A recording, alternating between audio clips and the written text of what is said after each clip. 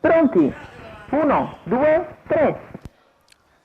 Buono questo segnale, come al solito Zingaro Gadda, il più veloce di tutti, va a sfilare al comando prima del paletto dei 2000 metri. Zingaro Gadda al comando nei confronti di Zastavadaghi, poi Vandina, quindi Bimbo di 1000, è rimasto di fuori Tango Bar.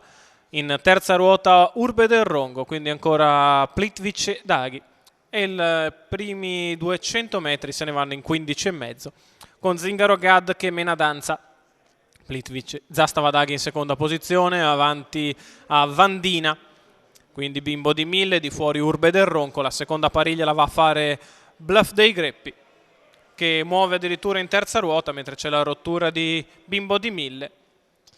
Va in terza Bluff dei Greppi, 3, seguito da Token B, squalificato. che cercano di rifare il gruppo. I due più attesi della corsa, dopo 600 metri in 48, arrivano sulla testa.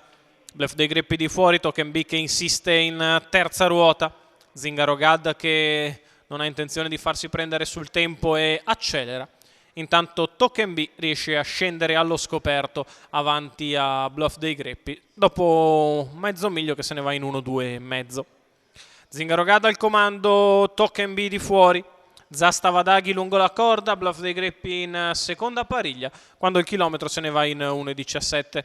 Si passa davanti alle tribune con Zingaro davanti e Token di fuori. Alla corda Zastava, Bluff dei Greppi in pariglia, quindi lungo i birilli Vandina, con a destra Urbe del Ronco, ancora Tango Bar e Bob Logan.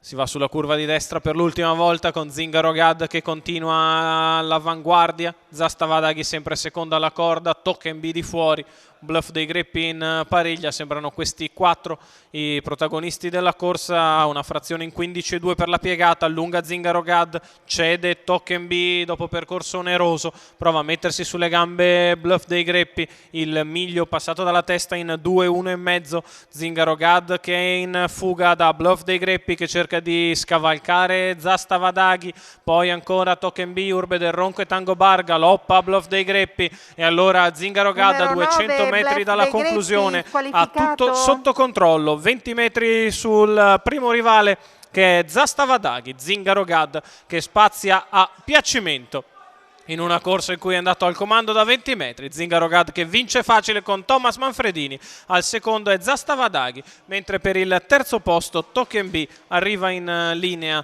con Bob Logan. 1,16,6, 2000 metri.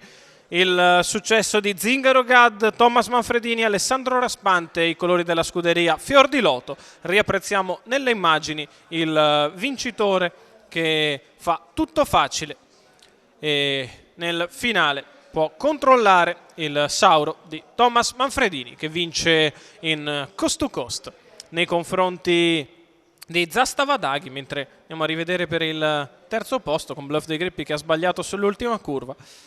E sono arrivati vicini Bob Logan all'esterno e Token B alla corda, con Token B che probabilmente si è ancora salvato da Bob Logan.